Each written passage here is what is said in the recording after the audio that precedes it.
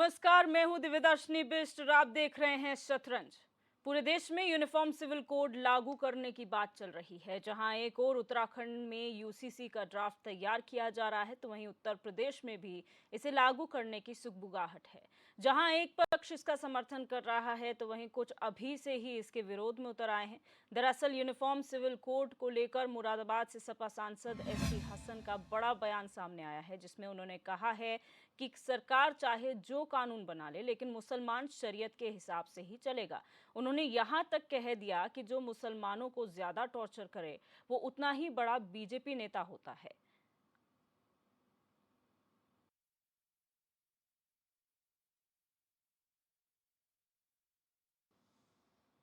तो आपको बता दें कि यूनिफॉर्म सिविल कोड कितना ज़रूरी है इस देश में लागू करने के लिए, इस पर चर्चाएं चल रही हैं। उत्तराखंड पहला ऐसा राज्य होगा जहां पर ड्राफ्ट बनाकर तैयार किया जा रहा है और जल्द लागू भी करने की बात कही जा रही है। वहीं पड़ोसी राज्य उत्तर प्रदेश की भी बात की जाए तो यहाँ पर भी सुगबुगाहट इस मसले को लेकर तेज है कि किस तरीके से यहाँ पर यूसीसी लागू किया जाएगा। वहीं मुस्लिम पक्ष जो जानकार लोग हैं वो उसका समर्थन भी कर रहे हैं, लेकिन राजनीतिक पार्टी जो है इसमें अब राजनीति करते हुए नजर आ रही हैं। एसटी हसन जो कि सपा के सांसद हैं, वो ये कहते हैं कि चाहे जो मर्जी कानून सरकार लेकर आ जाए, लेकिन मुसलमान शरीयत के हिसाब से ही चलेगा। कुरान शरीफ में जो कानून है उसी के हिसाब से यहाँ पर मुसलमान जो है वो उस कानून का पालन करेगा, चाहे आप कोई भी कानून लेकर आ जाएं। वहीं उन्होंने कहा है कि भाजपा नेताओं को लेकर ये साफ तौर पर कहा है कि जो मुसलमानों को जितना ज़्यादा टॉर्चर करेगा वो उतना बड़ा भाजपा नेता कहलाता है, ये उन्होंने कहा है अपने बयान में।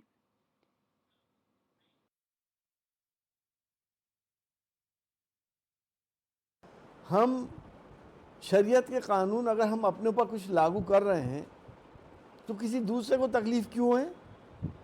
अगर इस्लाम पहला वो धर्म है जिसने 1400 साल पहले महिलाओं को उनके पैतृक संपत्ति में अधिकार दिया था। वो अलग बात है कि लड़के का कितना हिस्सा, लड़की का कितना हिस्सा, ये कुरान शरीफ में इसका हुक्म दिया गया है। कोई भी मुसलमान कुरान पाक को डिनाई नहीं कर सकता अगर वो अच्छा मुसलमान है। तो ये कानून कितने ही बना दें, इनके कानून का हमारे पास असर नहीं पड़ेगा। मुसलमान कुरान पाक की रूह से अपने फैसले करेगा। जो अपनी संपत्ति अपने बच्चों में बांटनी है उसको शरीयत के हिसाब से देगा। इससे किसी को तकलीफ़ क्यों है? आखिर मेरा यह ऑब्जेक्शन है कि हम मुसलमान अल्लाह के अहकामात को जो कुरान पाक में साफ साफ लिखे हैं उसको फॉलो करते हैं। इन अहकामातों से किसी दूसरे को कोई तकलीफ़ नहीं है। ये हमारे पर्सनल लॉज हैं। इसको अगर ख़त्म करेंगे तो इसका हम ज़बरदस्त विरोध करेंगे। एक होड़ सी मची हुई है बीजेपी के नेताओं में कि कौन कितना मुसलमान को टॉर्चर कर ले वो उतना ही बड़ा बीजेपी का नेता बनता है। ये बात मुसलमानों की अच्छी तरह से समझ में आ रही है। ये जो विपक्ष है ये बौखला चुका है। उसमें ये है कि जैसे मान लो क्या नाम है, उनके हिसाब से देश थोड़ी ना चलेगा। और वैसे भी 2024 का चुनाव है, तो समाजवादी पार्टी के जो नेता हैं वो थोड़ा बौखला चुके हैं कि हम क्या करें क्या ना करें। ये जनता को गुमराह करना चाह रहे हैं। लेकिन देश सैयद के हिसाब से नहीं चलता। देश तो सिर्फ और सिर्फ क्या नाम राष्ट्र के हिसाब से चलता है। जो लागू हो चुका है, कानून लागू हो चुका है, उसी के हिसाब से चलेगा। अब ये थोड़े कि ये नया नया कानून लेकर आएंगे, नया नया बौखलाएंगे तो उनके हिसाब से कानून चलेगा। ऐसे तो कोई भी आएगा, कोई अपना अपना नया कानून बनाने लगेंगे, तो इस तरीके से देश थोड़ी ना चलेगा। ये थोड़ा ध्यान रखो। बाहर के लोग हैं, आते जाते रहेंगे, काम करते रहेंगे। अगर उन्हें इस तरीके से नहीं रहना है तो अपना देश छोड़कर जाएं, लेकिन कोई भी यहाँ नया कानून बनाने का प्रयास भी मत करें। ये योगी मोदी जी की सरकार है, जो उन्होंने निर्णय ले लिया है वही सत्यता होगी और वही माननीय होगा।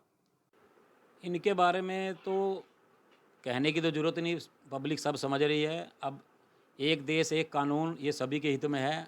ये तो इनकी बौखलाहट इनके सामने आ रही है। हिंदू मुसलमान की राजनीति करना चाह रहे हैं। जो मुस्लिम अभी जिनको इन चीज़ की नॉलेज नहीं है, ये उनको गुमराह करना चाह रहे हैं। जबकि एक देश एक कानून से हमारे पूरे देश को इसमें लाभ मिलेगा और सभी जातियों को लाभ मिलेगा। और बाकी रही समाजवादी की पार्टी की बात, ये तो सत्ता से दूर हैं, इसलिए बौखलाहट इनके अंदर हो रही है और ये शरीयत को बार बार आगे ला रहे हैं, जबकि शरीयत नहीं, संविधान से कानून चलेगा। और ये लोकसभा में हमारे पास हो चुका है, तो लोकसभा का पास हुआ हुआ कानून सारे देश में लागू होगा और हर हाल में होगा। तो आपको बता दें कि यूसीसी एक बहुत ही गर्म मुद्दा है इस देश के लिए, क्योंकि अगर यूनिफॉर्म सिविल कोड लागू कर दिया जाता है तो फिर चाहे कोई भी धर्म हो, कानून सबके लिए एक समान होगा। और अब कई लोग इसका समर्थन कर रहे हैं, तो वहीं कुछ पक्ष ऐसे भी हैं जो इसके विरोध में हैं। और मुसलमानों की अगर बात करें तो सभी मुसलमान इसके विरोध में नहीं हैं, बल्कि कुछ कह लीजिए राजनीति के से प्रेरित होकर या अलग अपनी सोच रखते हैं। और उनका ये कहना है कि जो शरीयत कानून है उसके हिसाब से ही मुसलमान चलेगा, बेशक कितने भी कानून आप लेकर आ जाइए, कैसे भी कानून लेकर आइए। और ये यूसीसी के लिए कहा गया है कि अगर यूनिफॉर्म सिविल कोड आप लेकर आते हैं, आप ले आइए, लेकिन मुसलमान शरीयत ही फॉलो करेगा, इस्लामिक लॉ जो है उसी के हिसाब से चलेगा।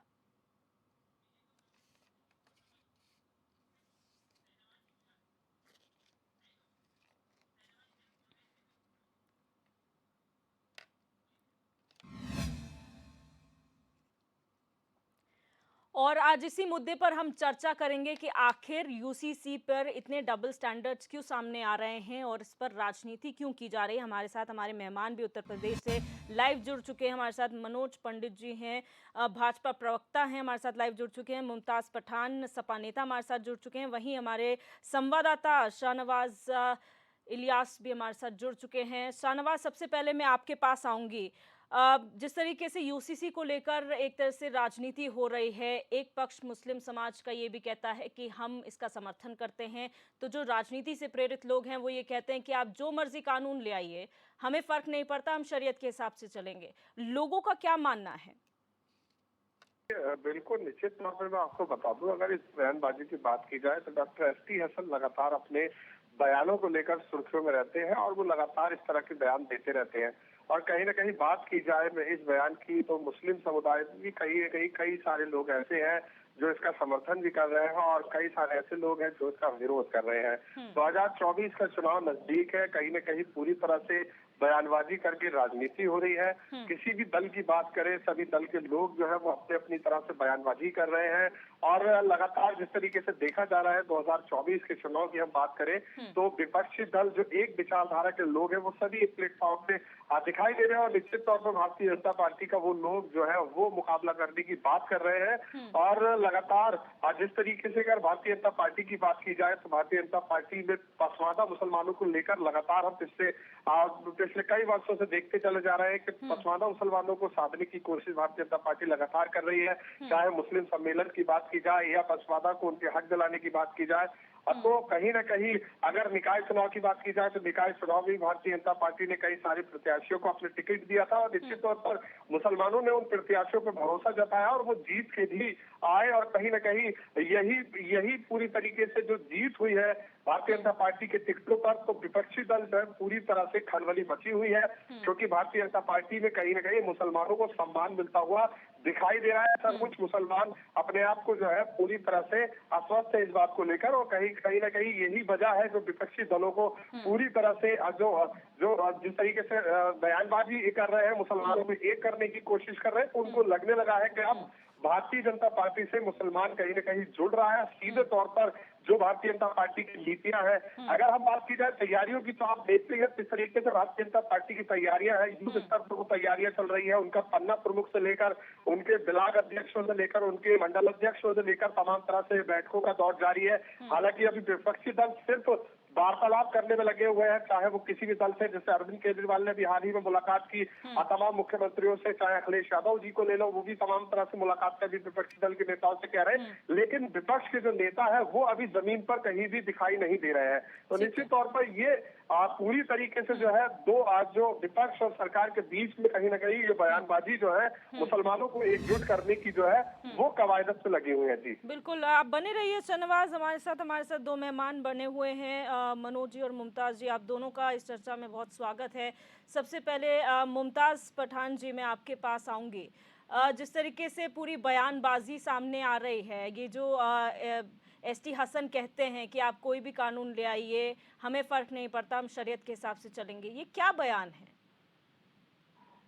देखिए मैडम, इस देश के अंदर 140 करोड़ लोग रहते हैं और 140 करोड़ में हमारे हिंदू भाई भी बड़ी तादाद में हैं, हमारे ईसाई भाई भी बड़ी तादाद में हैं, सिख भी हैं और बहुत सारी जातियां उपजातियां इस देश में है। देखिए, अगर यूसीसी की बात है, यूनिफॉर्म सिविल कोड की बात है, तो हमें गौर करना चाहिए, क्या इस देश को इस वक्त सिर्फ यूनिफॉर्म सिविल कोड की जरूरत है?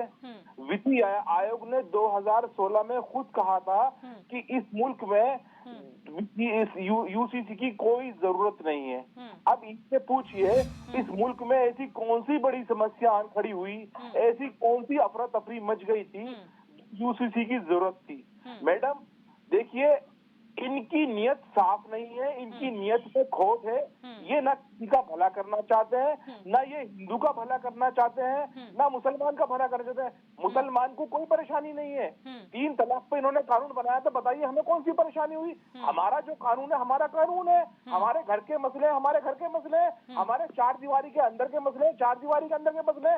आप बहुत से कानून बनाते रहिए और इस देश की जो सबसे बड़ी आबादी है उसका मूर्ख महामूर्ख बनाते रहिए और उनकी वोट निकालते रहिए। वो आपको ना रोजगार मांगेंगे आपसे, ना आपको वो ये पूछेंगे सड़कें बनी नहीं बनी, वो ये नहीं पूछेंगे कि उत्तर प्रदेश के पूर्वांचल में एक दिन में 60 मौतें हो रही हैं। जाके देख लीजिए, देवरिया में, गोरखपुर में, बस्ती में।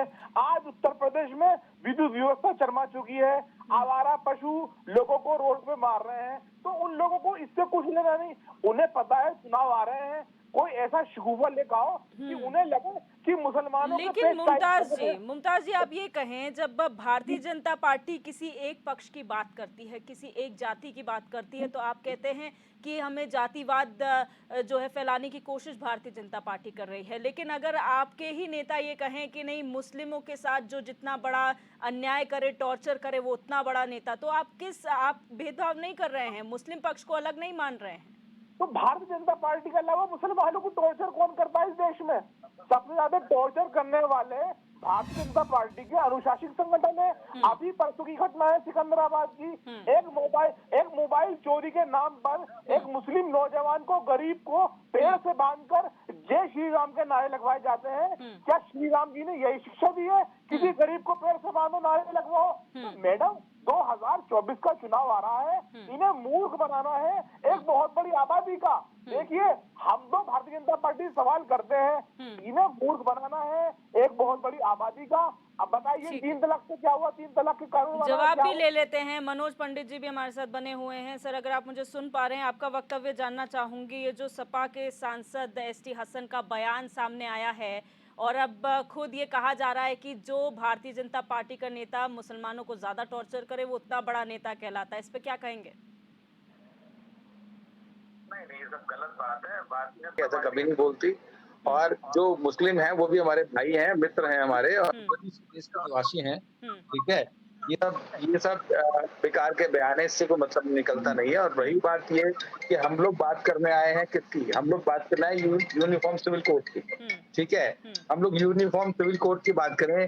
ये देश जो है एक संविधान, एक विधान से चलेगा, क्या परेशानी आप मुझे बताइए? देश को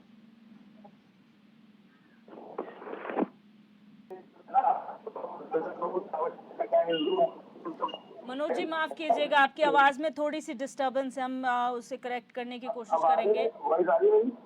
जी अब आ रही है, अब आ रही है। मेरा मानना यह है कि ये देश हम सबका है। ये मुसलमान भाइयों का भी देश है, ईसाइयों का भी देश है, सिखों का भी देश है, सबका देश है।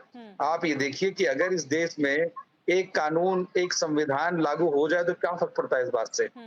अभी मेरे मित्र कह रहे थे कि हमें 3 तलाक से फर्क नहीं पड़ता। हमने कब कहा आपको फर्क पड़ेगा? हमने तो ऐसा कोई कानून बनाया नहीं जिससे आपको फर्क पड़े। हमने तो वो कानून बनाया जिससे कि आपकी महिलाएं या और जो लोग हैं जिनके साथ अत्याचार हो रहा था, जिनको 3 तलाक के नाम पे जिनके साथ गलत चीजें हो रही थी, उनकी मदद करने की बात की। आप ये बताइए कि आप हलाला करेंगे, फिर दोबारा उस व्यक्ति से शादी करेंगे, तो ये एक अत्याचार है और ये अत्याचार नहीं होना चाहिए। लेकिन मनोज जी, उनका विपक्ष का ये सवाल है, मनोज जी विपक्ष का ये सवाल है कि आखिर इसी वक्त क्यों, जब चुनाव नजदीक है, ऐसे में आपको यूसीसी क्यों याद आ रहा है? क्या इससे महत्वपूर्ण मुद्दे और देश में नहीं है? क्या वो पहले नहीं उठाए जाने चाहिए? आप देखिए कि 2016 में भी इसकी एक सिफारिश की गई थी। उस वक्त चीजों का रिपोर्ट थी कि भाई ठीक है, अभी लागू नहीं किया जा सकता। अब जो नई रिपोर्ट आई है जिसमें किरण रिजिजू जो लॉ मिनिस्टर है, उन्होंने सिफारिश की कि नहीं, हम इसे लागू कर सकते हैं और इसके लिए सिफारिश जो है आ चुकी है। तो अभी ये है कि और जो इससे रिलेटेड जो इसके एक्सपर्ट्स हैं उनसे सलाह ली जा रही है और चीजों को किया जा रहा है। तो भारतीय जनता पार्टी ये चाहती है और ये तो हमारे मैनिफेस्टो में भी था कि हम इन चीजों को लाएंगे और इसका ये काम हम करेंगे। ठीक है ना। इससे ये ऐसा नहीं है कि इससे किसी मजहब को रोका है या कुछ भी है।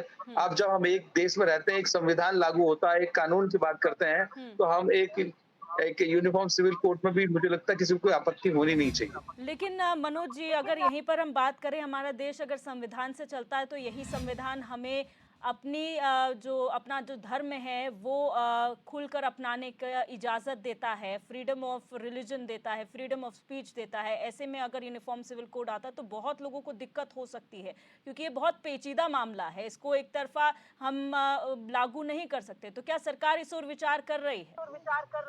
नहीं, आप अपने धर्म की आड़ में किसी के साथ अत्याचार करेंगे, किसी के साथ ऐसी चीजें करेंगे जो अमानवीय हैं, जो मानवीय नहीं है, तो क्या सरकार की जिम्मेदारी नहीं बनती कि सरकार उस कानून को बदले, उस चीज को बदले और एक नया कानून लेके आए, नई चीजों खड़ा की जाए उसके लिए। मेरे मित्र कह रहे हैं कि अभी जो है उत्तर प्रदेश में 60 हत्याएं हो गई, इतनी हो गई।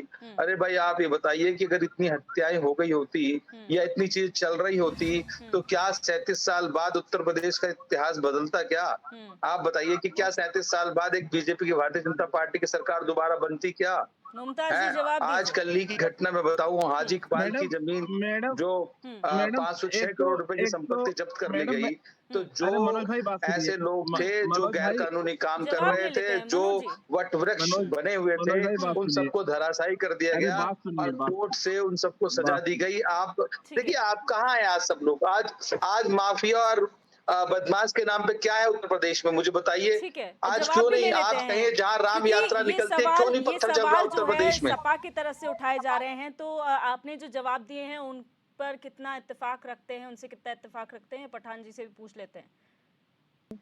ये कह रहे हैं यूनिफॉर्म सिविल कोड, तो जैसे कि मुस्लिम धर्म है, इस्लाम धर्म है, उसमें तो शादी का प्रोसीजर ये है, कबूले निकाह होता है हमारा यहाँ। आप इनके मनोज भाई कहाँ फेरे होते हैं? जब यूनिफॉर्म सिविल कोड हो जाएगा तो ये कबूल करेंगे या हम फेरे फेरेंगे? पहले तो मैं इनसे ही पूछना चाहता हूँ, कौन सी आप निकाह करा करेंगे? ना आप कबूल करेंगे ना आप फेरे लेंगे। अब जो शादी होगी पठान साहब, अब वो शादी रजिस्टर्ड होगी, वो मैरिज कानूनी तरीके से होगी। ना आपके कबूल से काम चलेगा, ना आपके फेरे से काम चलेगा। तो आप, मेरे कहने मतलब ये, आप अपने जो सनातनी हैं, आप इतने बड़े धर्म के ठेकेदार बनते हैं, उससे हट जाएंगे अपनी कल्चर से, अपनी कल्चर छोड़ देना। मुमताज जी, ये बात रही शादियों की, अगर नहीं, ठीक है, अपने आने वाले पीढ़ी को, अपने आने वाले लेकिन सिस्टम को कानून की बात अगर करें सर, तो आप ये बताइए, आप शरीयत की बात करते हैं, जो लव जिहाद के मामले आ रहे हैं तो उसमें तो नॉर्मल जो देश का कानून है उसके हिसाब से उन पर कार्रवाई हो रही है ना, शरीयत के हिसाब से क्या कार्रवाई? ये झूठी सरकार है मैडम, कहीं कोई लव जिहाद नहीं है, कोई लव जिहाद नहीं है। आज ऐसा माहौल हो रहा है कि अगर एक मुस्लिम लड़की हिंदू लड़के से अपनी मर्जी से शादी कर लेती है तो जय होती है, और एक हिंदू लड़की जब मुसलमान लड़के से शादी करती है, मैं थोड़ा सा करेक्ट कर दूं, इसमें कोई धार्मिक भावनाओं को आहत करने की कोशिश नहीं है, सिर्फ इतना समझने की कोशिश है कि इसे जिहाद नाम क्यों दिया गया। इसे जिहाद नाम सिर्फ इसलिए दिया गया क्योंकि मुस्लिम पक्ष के युवा, सुन लीजिए, मुस्लिम पक्ष के युवा अपना नाम बदलकर लड़कियों को फंसाते हैं, उसके बाद जब वो पकड़े जाते हैं तो उनका नाम उजागर होता है। तो ऐसा काम ही क्यों करे जिसमें आपको नाम छुपाना पड़े? मैडम, इस डिजिटल युग में कोई बेवकूफ आदमी होगा जो नाम बदल के किसी के झांसे में आ जाएगा? ये सिर्फ कहने सुनने की बातें हैं।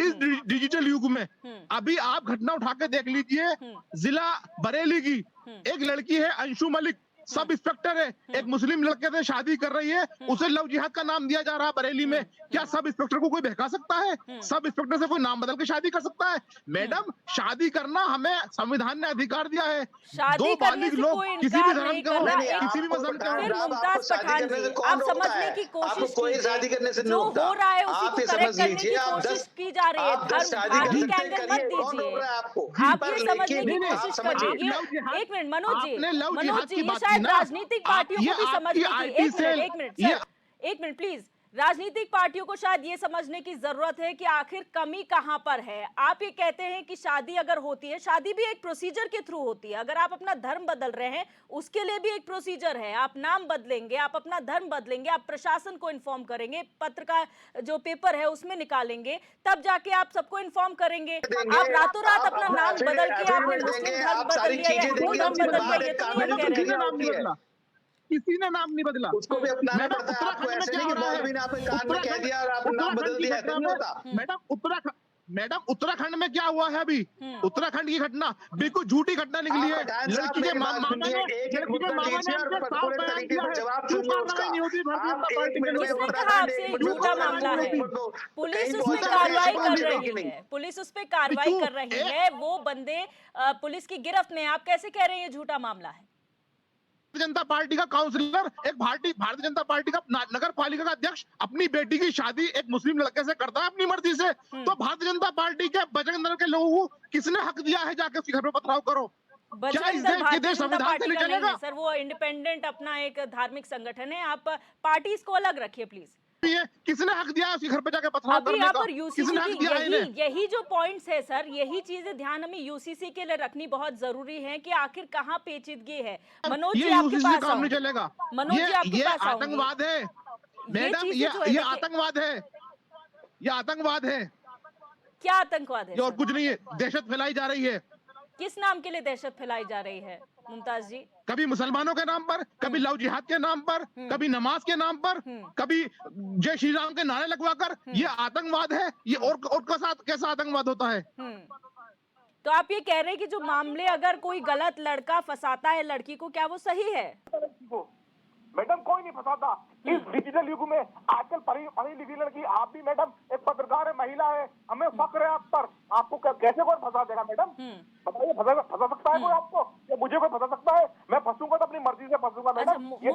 मुमताज जी, मुझे छोटी सी बात बताइए। दिल्ली वाला जो इंसिडेंट हुआ था, जहां पर लड़की को पत्थरों से कुचल के मार दिया गया था, वो लड़का मुस्लिम था। आपके वहां पर, आपके धर्म में तो शायद कलावा पहनने का कोई रिवाज नहीं है, आपके वहां पर रुद्राक्ष पहनने का कोई रिवाज नहीं है, तो उसको क्या कहेंगे आप? हमारा यहाँ भी कलावा पहना जाता है। आप कलियर शरीफ जाइए, कलियर में आपके हाथ में कलावा बांधेंगे, आप रुद्राक्ष पहनेंगे। चलिए आपकी वो बात भी मान लिए, आप रुद्राक्ष पहनेंगे? आप रुद्राक्ष, आपका धर्म में रुद्राक्ष पहना जाता है?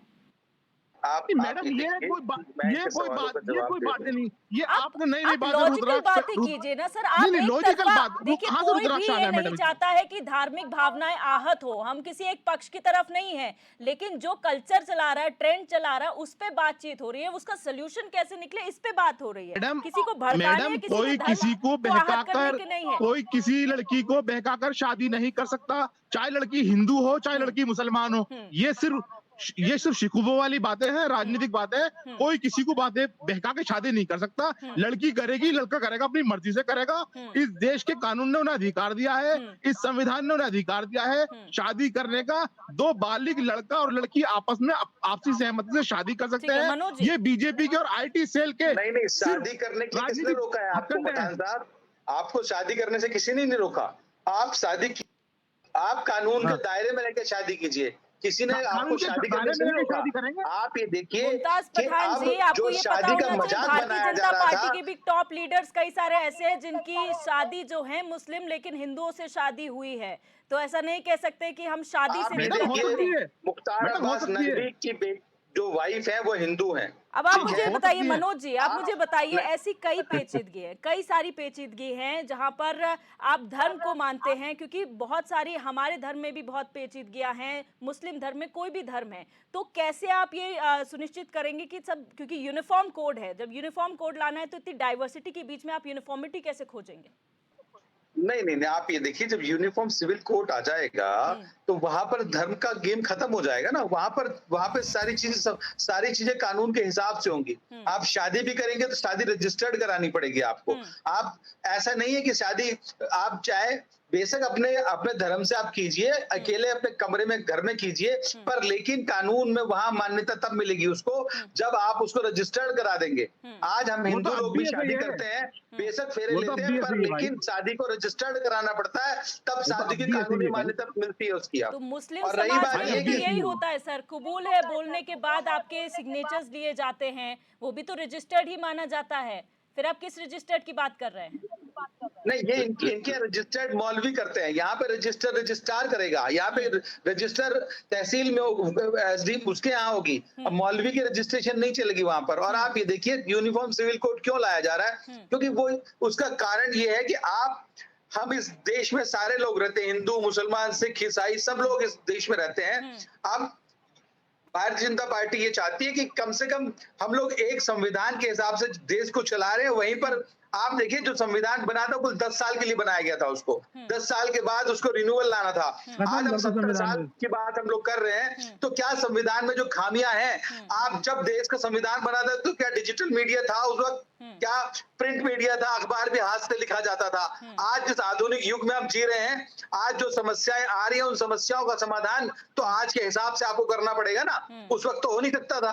तो जो ये मैं ये नहीं कहता कि हम मुसलमानों की बात करें, मुसलमान भी हमारे भाई हैं, वो भी इस देश के नागरिक हैं। देश की आजादी में जितना खून उन्होंने बहाया, जितना खून हिंदुओं ने बहाया, मुसलमानों ने भी बहाया उस चीज के लिए। अच्छा पर लेकिन राजनीति नहीं होनी चाहिए। बताइए, आपने कहा कि मुस्लिम महिलाओं के साथ जो अत्याचार हो रहा था उसको लेकर हम लोगों ने काम किया, ट्रिपल तलाक हुआ। क्या हिंदू औरतों के साथ ऐसा नहीं होता? कितनी हिंदू औरतें होती है जिन्हें तलाक शुदा कर दिया जाता है, उन्हें कोई जो है या तो ऐसे ही छोड़ दिया जाता है, बिना तलाक के शादी कर ली जाती। कितने ऐसे मामले हैं सर, कितने रजिस्टर्ड है, आपको पता है?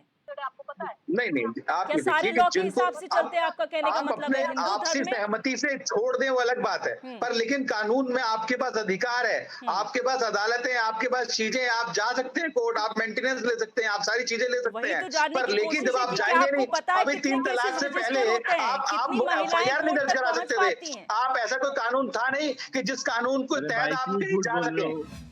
क्यों झूठ बोल रहे हो भाई, क्यों झूठ बोल रहे हो?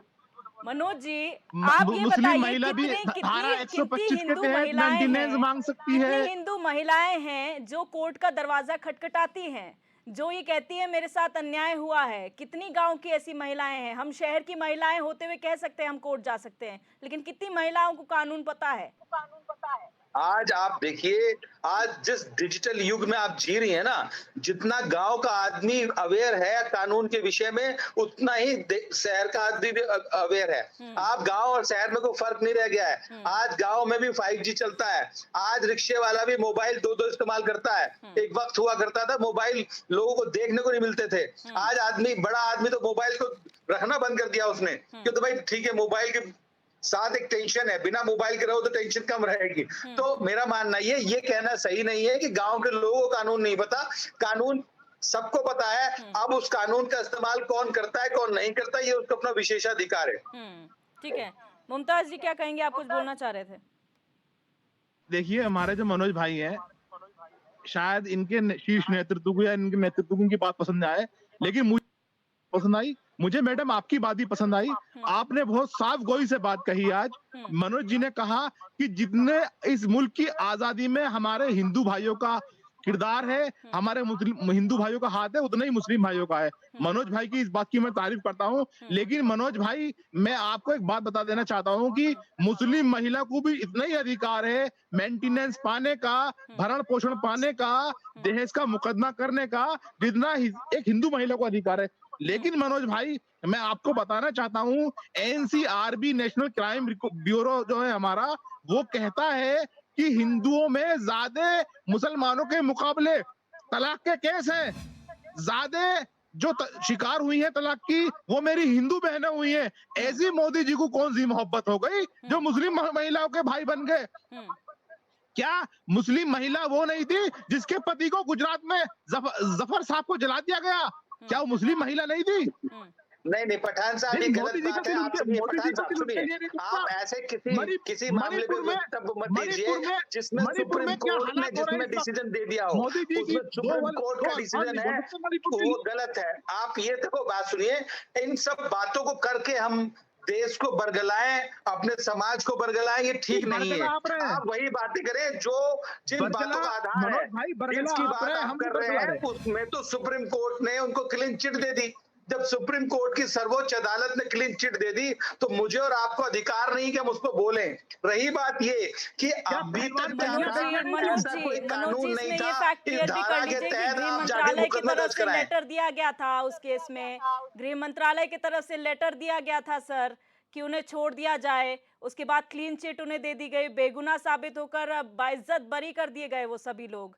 गृह मंत्रालय से लेटर गया था सर, ये पता होना चाहिए हमको कि इसमें इन्वॉल्वमेंट था गृह मंत्रालय का भी, कि ये कहने से कि उन्हें छोड़ दिया जाए, बाइज्जत बरी कर दिया जाए। तो हम किसी एक पर्टिकुलर मैटर पे बात नहीं कर रहे हैं सर। आज जब हम बात कर रहे हैं यूसीसी को लेकर, यूसीसी इसी चीज़ों के लिए, यही चीज़ें ध्यान में शायद हमको रखनी पड़ेंगी, चाहे वो हिंदू समाज की तरफ से हो, चाहे वो मुस्लिम समाज की तरफ से हो, अन्य धर्मों के। हमें यूनिटी एंड डाइवर्सिटी कभी नहीं भूलना चाहिए। वही मेरा सवाल आपसे था कि इस डाइवर्सिटी में आप यूनिटी कैसे ढूंढेंगे? आप यूनिफॉर्म सिविल कोड लाने की बात करते, यूनिफॉर्मिटी कहाँ से लेकर आएंगे? एक समानता जिसकी बात हम कर रहे हैं, और उत्तर प्रदेश तो बहुत बड़ा राज्य है, देश का सबसे बड़ा राज्य है, वहां तो डाइवर्सिटी ही डाइवर्सिटी है। नहीं उत्तर प्रदेश, आप देखिए कि अब से पहले जो सरकारें रही, उन सरकारों में ना दंगे रुके, ना बदमाशी रुकी, ना अत्याचार रुके, सब कुछ हो रहा था।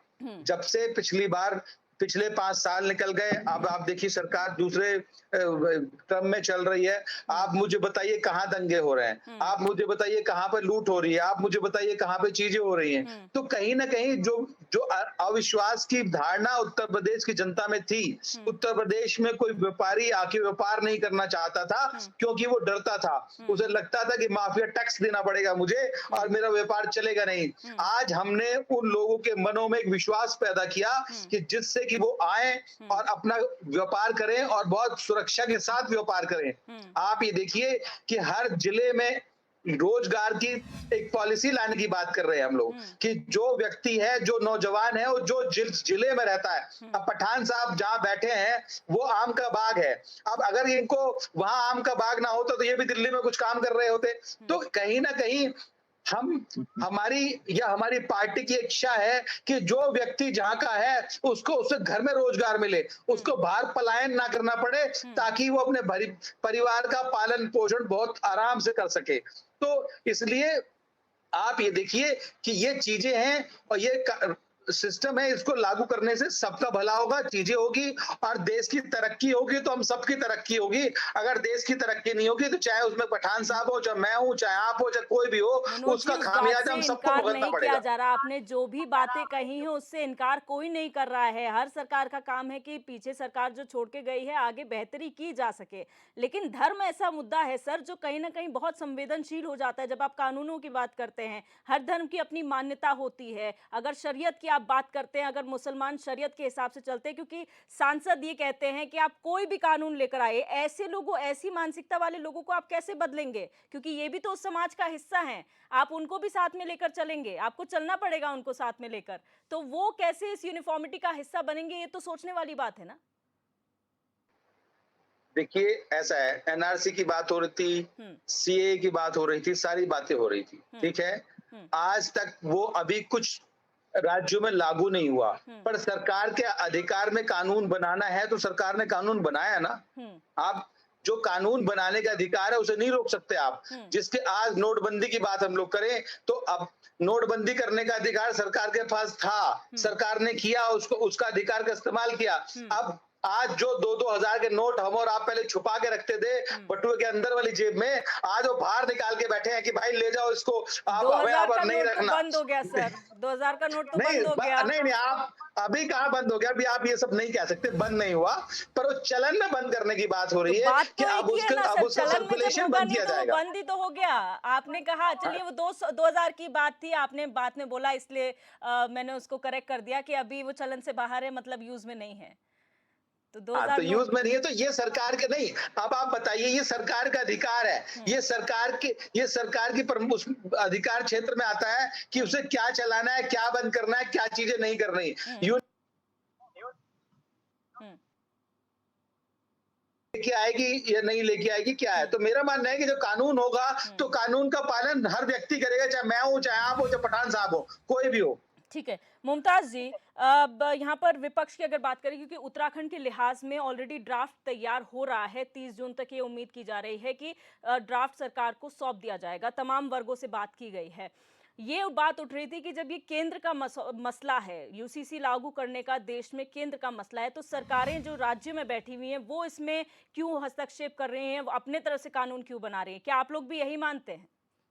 मैडम, एक बहुत बड़ी बदकिस्मती है कि हमारा देश एक फेडरल कंट्री है और एक हमारे देश का प्रधानमंत्री होता है और बाकी देश के प्रदेश होते हैं, उनके मुख्यमंत्री होते हैं और आपस में सबके कोऑर्डिनेशन से इस देश की सरकार चलती है। मैडम, बदकिस्मती ये है कि आज तमिलनाडु 10वां प्रदेश है जिसने कह दिया कि हमारे यहाँ अगर सीबीआई आएगी तो पूछ के आएगी, परमिशन लेकर आएगी। तो क्या हमारे देश के प्रधानमंत्री की नाकामी नहीं है क्या हमारा संघीय ढांचा कमजोर नहीं हो रहा? मैडम, आज मणिपुर में क्या हालात है मैडम? देश के केंद्रीय मंत्री का घर जला दिया गया। एक औरत अपने बच्चे को लेकर जा रही थी, उसके बच्चे को एम्बुलेंस से ही जला दिया गया। मोदी जी को देश विदेशों में घूमने के अलावा फुर्सत नहीं है। आज इन्होंने बात करी कानून व्यवस्था की, कल कानपुर में आप उठा के देखिए अखबार, एक व्यक्ति के 3 पीस करके पॉलिथीन में बंद करके रोड पे रख दिया। आज बरेली का अखबार उठा के देखिए, बरेली में शाही थाने में एक महिला की गर्दन काट दी गई। तो भाई साहब, आप जाइए देवरिया, आप जाइए गोरखपुर, आप जाइए बस्ती, आप जाइए सिद्धार्थनगर। मैंने हत्याएं नहीं कही, मैंने कहा लू से लोग मर रहे हैं, लू से, गरीबी से। खाली पेट होता है और खाली पेट में जब गर्मी लगती है ना, मनोज जी, आप पंखे के नीचे बैठे हुए हैं, एसी में बैठे हुए हैं, हम मेहनत कश आदमी है, किसान आदमी है, हम अपने खेत में और बाग में बैठते हैं। तो मनीष जी, बाहर को निकल के देखिए, धूप में निकल के देखिए, जब आपको पता चलेगा। आज उत्तर प्रदेश के अंदर 12-12 घंटे की रोस्टिंग है, गाँवों में लाइट नहीं आ रही है, गाँवों में बुरा हाल है। तो मनोज जी, हिंदू मुसलमान करने से कुछ नहीं होगा, लोग मर रहे हैं, उनके बारे में भी सोचिए। प्रयास हो रहा है मुमताज जी कि हिंदू मुस्लिम करके कुछ नहीं होगा। आप लोग अगर कहते हैं तो आप लोग उस खाई को खत्म करने की बात हो रही है ना, विपक्ष के तौर पे, को खत्म कर रहे हैं हम लोग। विपक्ष के तौर पे आप ये देखिए, सजेशन देने चाहिए। अगर आपको यूसीसी में कुछ खामियां नजर आ रही हैं तो आप भी उसका हिस्सा होंगे, आपको भी सजेशन देने चाहिए। मैडम, मेरा सवाल है, देखिए मैडम मेरी बात सुनिए। इस देश में अनेकता में एकता की बात कही जाती है, आपने भी उस बात को भी रिपीट की थी। इस देश में बहुत सारे मजहब और धर्म रहते हैं, किसी की शादी करने का तरीका कुछ है, किसी की शादी करने का तरीका कुछ है, कोई फेरे लेता है, कोई कबूल करता है, कोई चर्च में जाके करता है, कोई अलग तरीके से करता है। मैं पूछना चाहता हूँ, यूनिफॉर्म सिविल कोड में ऐसा कौन सा तरीका होगा जो सब एक तरीका अपना लेंगे? ऐसा कौन सा तरीका होगा तलाक का जो सब एक तरीका अपना लेंगे? मैडम, इस्लाम में अगर 4 शादियों की इजाजत है तो उसके पीछे बहुत बड़ा बैकग्राउंड है। कोई मजे के लिए 4 शादी नहीं है इस्लाम के अंदर।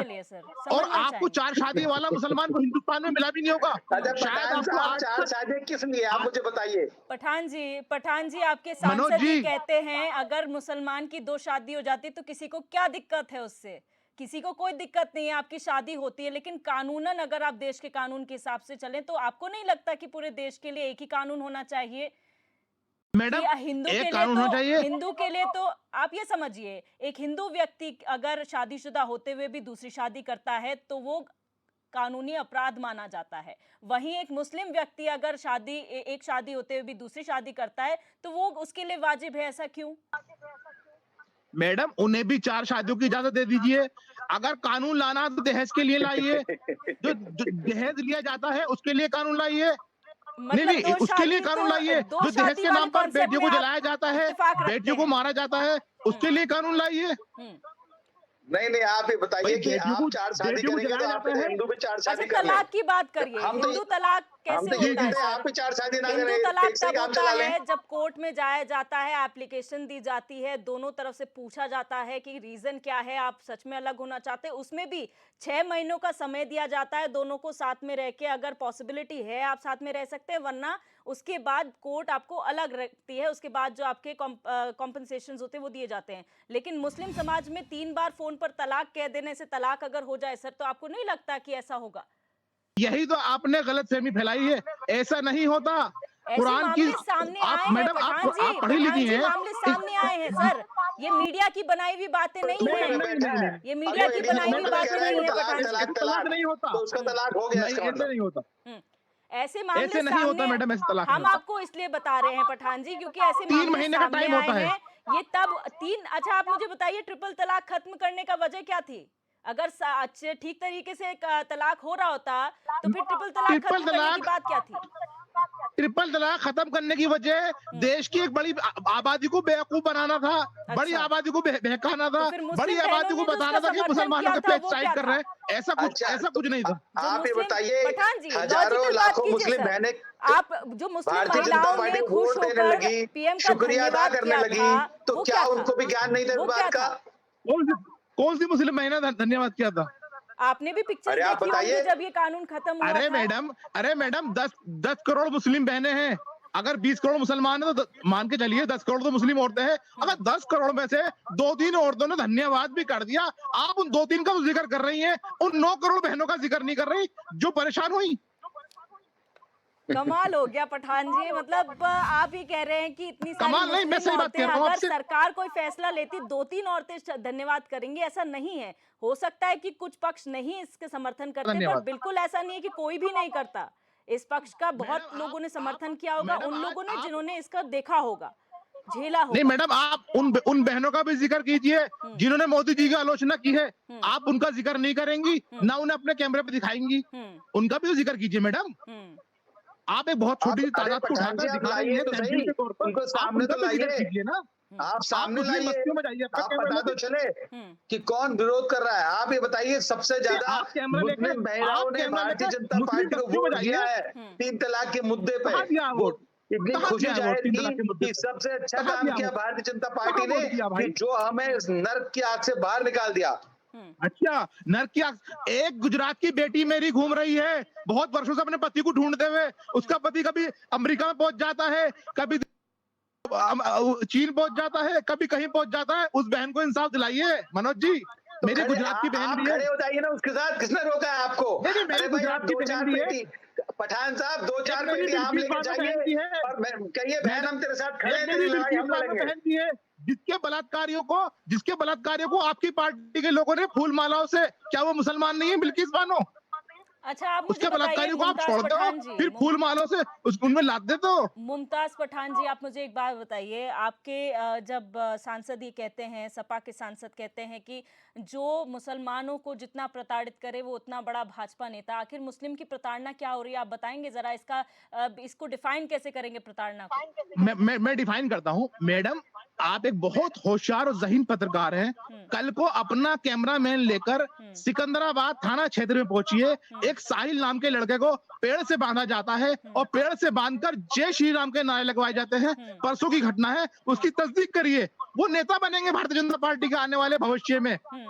और जो शाहीन बाग में गोली चलाता है उसको फूल मालाओं से सजाया जाता है। जो बिल्किस बानो के साथ बलात्कार करते हैं उन्हें फूल मालाओं से लादा जाता है। तो मैडम, जो मुसलमानों के साथ अन्याय कर रहा है, जो जबरदस्ती नारे लगा रहा है, उसे तो भारतीय जनता पार्टी के नेता अपना सर्वोपरि नेता मान रहे हैं। तो हमारे सांसद महोदय ने कोई गलत बात नहीं कही।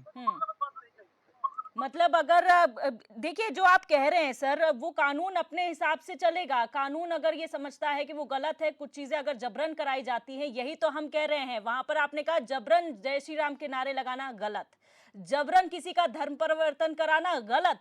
उसको एक्सेप्ट कीजिए मुमताज जी, उसको एक्सेप्ट कीजिए कि ऐसे मामले हो रहे हैं। आप ये नहीं कह सकते कि धर्म परिवर्तन सब रूल से करा रहे, सब लॉ से करा रहे। अगर किसी को हिंदू से मुस्लिम बनना है, मुस्लिम से हिंदू बनना है, सब लॉ का सहारा ले रहे हैं। गलत तरीकों से भी हो रहा है, इसको भी एक्सेप्ट कीजिए। अगर जबरदस्ती जय श्री राम के नारे लगाए जा रहे हैं तो मैडम, जबरदस्ती धर्म परिवर्तन भी हो रहा है। मेरे देश के संविधान ने मुझे इजाजत दी है मुझे अपने धर्म का प्रचार प्रसार करने की। मेरे देश के संविधान ने मुझे इजाजत दी है, मैं कौन सा धर्म मानूं? मेरे देश के संविधान ने मुझे इजाजत दी है, मैं कहाँ शादी करूं? इसमें किसी की दखल नहीं होनी चाहिए। मुमताज जी, अगर आप धर्म के नाम पे कुछ गलत करते हैं तो ना वो हिंदुओं के लिए सही है और ना मुसलमानों के लिए, क्योंकि धर्म में कभी भी कोई गलत करने की इजाजत किसी को नहीं होती है। धर्म की आड़ लेकर अगर कोई गलत करता है तो वो गलत होता दिया है। गया था उत्तराखंड में नारा दिया गया मुसलमानों उत्तराखंड खाली करो। ये कौन सा जायज है मैडम? ये कौन सा कानून है? ये कौन संविधान है? फिर उसके लड़की बाद का मामा आपने बयान शायद ये देता है देखा हमको। होगा, मुमताज जी आप पूरी नारे बात करिए ना, मुमताज जी आप पूरी बात करिए ना। उसके बाद जो आप कह रहे हैं कि अगर मुसलमानों के खिलाफ ये नारे लगे तो उसके बाद मुस्लिम पक्ष के लोग मुख्यमंत्री से मिले थे, वहां पर जो होने वाली महापंचायत थी उसको रोका गया था, वहां पर पूरी सिक्योरिटी थी पुलिस फोर्स की। पूरी बात करिए ना सर। आप आधे अधूरी बातें करते हैं तो ऑफ कोर्स ही बात है कि थोड़ा सा माहौल भटकेगा ही ना। आप ये बात भी तो बताइए। नहीं मैडम, एक घटना नहीं है, ये देश में अनेकों घटनाएं हैं। क्यों पर आप उसका संज्ञान लिया जा रहा है, उसका संज्ञान लिया जा रहा है। मुमताज जी, उसका संज्ञान लिया जा रहा है। बताएंगे लेकिन तो पठान साहब मनोज जी, मैं आपके पास इस बात पे आना चाह रही हूँ कि आखिर किस तरीके से माहौल बदल रहा है इस देश में, कि पहले धर्म पहले भी थे इस देश में। जब से देश आजाद हुआ है, हमारा कॉन्स्टिट्यूशन बना है, धर्म को, हर धर्म को आजादी दी गई है अपना धर्म का पालन करने की। लेकिन इस हाल फिलहाल में जो मानसिकता लोगों में बन गई है, ये हिंदू, ये मुस्लिम, ये गलत, ये सही, ये किस तरीके का माहौल बनाने की कोशिश हो रही है, बन रहा है? आप लोग इसमें क्या कर रहे हैं? नहीं, हम लोग तो ये हिंदू, मुस्लिम, सिख, ईसाई, ये सब जो यूनिफॉर्म सिविल कोड आने के बाद ये सब चीजें खत्म, कि यहाँ पे कि धरना प्रदर्शन आप उसके लिए बोलेंगे, वो आपके लिए बोलेंगे, और चीजें तो वो सारी चीजें कानून के दायरे में होने की बात की जा रही है। सारी चीजें कानून के हिसाब से, सबको समान अधिकार होगा वहां पर, चाहे वो बेटी हो, चाहे बेटा हो, चाहे कोई भी हो। आज हमारे 2 बच्चे हैं तो ठीक है, हम लोग रुके हुए हैं, पर लेकिन मेरे पठान भाई कहते नहीं हमारे तो 6 बच्चे 8 बच्चे करेंगे। तो ये कुछ आप कहीं ना कहीं जो कानूनी सिस्टम है जो वहां लागू नहीं हो रहा है वो लागू किया जाएगा और चीजें होंगी और वो शक्ति से लागू होगा। मनोज जी, इस बात में भी कॉन्फ्लिक्ट है। मुमताज जी, एक मिनट, इस बात में भी कॉन्फ्लिक्ट है। बच्चों की जहां तक बात आती है, अवेयरनेस की बात है। आप पहले अवेयर नहीं थे, हिंदुओं में भी पहले अवेयरनेस नहीं थी, बच्चे ज्यादा हुआ करते थे। अब जो एजुकेटेड मुस्लिम्स हैं, एजुकेटेड लोग हैं, उनके ज्यादा बच्चे नहीं होते। हम तो हमारे 2 या कभी कभी न्यूक्लियर फैमिलीज में 1 बच्चा काफी है, फैमिली प्लानिंग करके सब चलते हैं।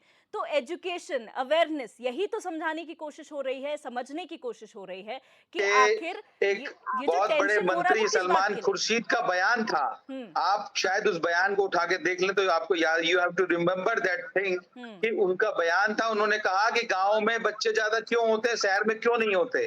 बोले गांव में टीवी नहीं होता, गांव में बिजली नहीं होती, तो बेचारे करें क्या। तो ये चीजें, ये मानसिकता है, इस मानसिकता से बाहर लाने की बात करेंगे। और जो आज पठान साहब कहते हैं कि बिजली नहीं है, आज इनकी सरकार में बिजली का आलम क्या था बताओ मैं आपको। सिर्फ बिजली मैनपुरी, इटावा और रामपुर में बिजली आती थी और बिजली पूरे उत्तर प्रदेश में कहीं नहीं आती थी। आज बिजली शहर में 24 घंटे बिजली होती है, गांव में 12 घंटे बिजली होती है। सरकार की कामयाबी है सर, और यही वजह है कि शायद वो पुरानी सरकार को, सपा की सरकार को लोगों ने नहीं चुना, विपक्ष में बैठने का मौका मिला है। इनके पास, पठान साहब के पास चश्मा नहीं है जिससे कामयाबी नजर आए उनको। वो विपक्ष में बैठे हैं, वो विपक्ष में बैठे हैं, उनका काम है आपकी आलोचना करना, कोई चीजें आती है। लेकिन अगर वाजिब तरीके से, लॉजिकल तरीके से अगर चीजों को समझने की कोशिश की जाए, राजनीति अपने जगह है, लेकिन धर्म को जब राजनीति से जोड़ दिया जाता है तो शायद चीजें बहुत ज्यादा कॉम्प्लिकेटेड हो जाती हैं। और यूसीसी में भी सिर्फ इतनी ही बात है, यही समझने की कोशिश है कि आखिर, फिर मैं वही कहूंगी कि आप इस डाइवर्सिटी में यूनिफॉर्मिटी लाने की कोशिश कैसे करेंगे, जहां पर इतने सारे अलग अलग विचारों के लोग हैं। कई लोग आपसे कहेंगे कि नहीं हम शरीयत के हिसाब से ही चलेंगे, आप जो मर्जी कर लीजिए। कई लोग कहेंगे नहीं हम आपका स्वागत करते हैं। कई लोग, बीच वाले लोग भी होंगे जो ना इधर होंगे ना उधर होंगे। तो आप कैसे सबको एक प्लेटफॉर्म में लेकर आएंगे, क्योंकि वोट करना बहुत जरूरी है। नहीं, बिल्कुल सही बात है। जो एक्सपर्ट्स है, अभी जो एक्सपर्ट्स हैं उनकी राय ली जा रही है, मशवरा लिया जा रहा है, लॉ मिनिस्टर से बात की जा रही है, क्या क्या हो सकता है, कैसे बनाया जा सकता है। ऐसा नहीं है कि आप, ये विचार है, ये सोच है कि हम इसको कैसे इसको इम्प्लीमेंट में लाएं। तो अभी इसको बनने दें, जब इसका खाका तैयार हो जाएगा, वो देश की जनता के सामने रखा जाएगा, वो एक्सपर्ट्स के सामने रखा जाएगा। पार्लियामेंट देखिए, आपके कहने और मेरे कहने से या पठान साहब के कहने से रुक नहीं जाएगा।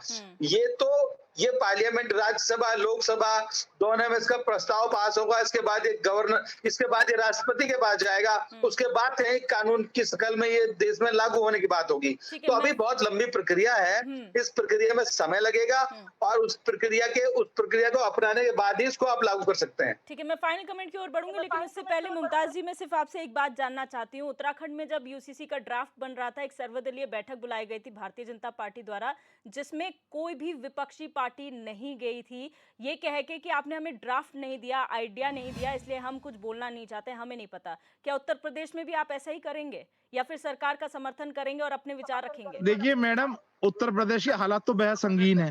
आज उत्तर प्रदेश में कानून व्यवस्था नाम की कोई चीज नहीं है, बिजली व्यवस्था चरमा चुकी है, आवारा पशु लोगों को मार रहे हैं। तो आज देश के सामने अनेकों समस्याएं हैं। इन्होंने नोटबंदी से पहले कहा था कि नोटबंदी होने से देश का आतंकवाद खत्म हो जाएगा, देश में शांति हो जाएगी, 10-10 लाख रुपए अकाउंट में आएंगे। क्या हुआ मैडम? इनका मकसद सिर्फ एक बड़े तबके को, एक बड़े विशेष तबके को सिर्फ बेवकूफ बनाना है। उन्हें ये दिखाना है कि देखो हम मुसलमानों के पेट टाइट कर रहे हैं, देखो हम ये कर रहे हैं, वो कर रहे हैं, और कुछ नहीं। जी, आपने मेरे सवाल का जवाब नहीं दिया। क्या आप सरकार का समर्थन करेंगे, अपने विचार रखेंगे, या आप भी वॉकआउट करेंगे? बाकी हम बिल्कुल समर्थन नहीं करेंगे सरकार का। अच्छा, ठीक है, आपने पहली लाइन खींच दी है। चलिए फाइनल कमेंट की ओर बढ़ूंगी। मुमताज जी, आपसे ही शुरू करूंगी। यूसीसी का अभी सिर्फ बात हो रही, सुगबुगाहट है प्रदेश में। अगर ऐसा कुछ होता है तो क्या सपा सरकार, क्योंकि मुख्य विपक्षी पार्टी है, क्या आप लोग इसमें अपने विचार रखेंगे? क्या आप समर्थन करेंगे अपने विचारों के साथ? देखिए मैडम जहां तक यूसीसी की बात है, यूसीसी मुसलमानों के लिए नुकसानदायक नहीं है, ये हिंदुओं के लिए भी नुकसानदायक है, ये ईसाइयों के लिए भी नुकसानदायक है, ये बौद्धों के लिए भी नुकसानदायक है। क्योंकि हमारे देश में अनेकता में एकता है। हमारे देश में हमारे संविधान ने हमें इजाजत दी है कि अपने धर्म के हिसाब से चलने की, हमें अपने धर्म के हिसाब से शादी करने की, हमें अपने धर्म के हिसाब से अपनी पूजा पद्धति करने की हमें इजाजत दी है। इस देश में मैडम ये संभव नहीं है, ये पॉसिबल नहीं है। ये प्रैक्टिकल करके देख रहे हैं। इनका मकसद है देश में अराजकता फैलाना, देश में अफरा तफरी फैलाना, और इनका कोई मकसद नहीं है। 2024 के चुनाव में ये कैसे भी करके बहका के, लड़ा के, झगड़ा के आना चाहते हैं और इस मंशा में कामयाब नहीं होंगे। 2024 में भारतीय जनता पार्टी की बहुत बड़ी हार होने वाली है। ठीक है, मनोज जी, आपका वक्तव्य जानना चाहूंगी, फिर फाइनल कमेंट। ऐसा है, सपने देखने का अधिकार सबको है और ये अधिकार भी मैं पठान साहब से छीनूंगा नहीं, क्योंकि अगर ये सपने देखें और भी अच्छी जगह बैठे हैं, आराम से ताजे ताजे आम खाएं, बिना उसके क्या कहते हैं कार्बेट के, और सेहत बनाएं। ये क्या होगा क्या नहीं होगा ये हमारे ऊपर छोड़ दें, भविष्य को ऊपर छोड़ दें, भगवान के, अल्लाह के हाथ में छोड़ दें कि आगे क्या होने वाला है। अभी तो ये है कि अपना जो है जीवन को सही से अपना एंजॉय करें और इसको आगे बढ़ाएं, यही है और कुछ नहीं। बिल्कुल, आप दोनों मेहमानों का इस चर्चा में जुड़ने के लिए बहुत शुक्रिया और अपनी बातें रखने के लिए। तो आज हमने चर्चा की कि किस तरीके से यूनिफॉर्म सिविल कोड जो लाने की बात कही जा रही है। अभी फिलहाल उत्तर प्रदेश में इसकी सिर्फ चर्चा हो रही है, लेकिन तभी समाजवादी पार्टी के सांसद कहते हैं कि आप जो मर्जी कानून लाइए, हम शरीयत को फॉलो करेंगे। लेकिन इसी बीच एक बड़ी चुनौती है सरकार के सामने कि किस तरीके से, क्योंकि सबसे बड़ा राज्य है इस देश का उत्तर प्रदेश, उसमें तरह तरीके के लोग रहते हैं, उनकी मानसिकता अलग अलग है। तो किस तरीके से सरकार उनको एक प्लेटफॉर्म में लेकर आती है और यूसीसी को किस तरह से लागू किया जाता है, देखने वाली बात होगी। फिलहाल शतरंज में मेरे साथ बस इतना ही। आप देखते रहिए HNN 24/7, जुनून सच दिखाने का।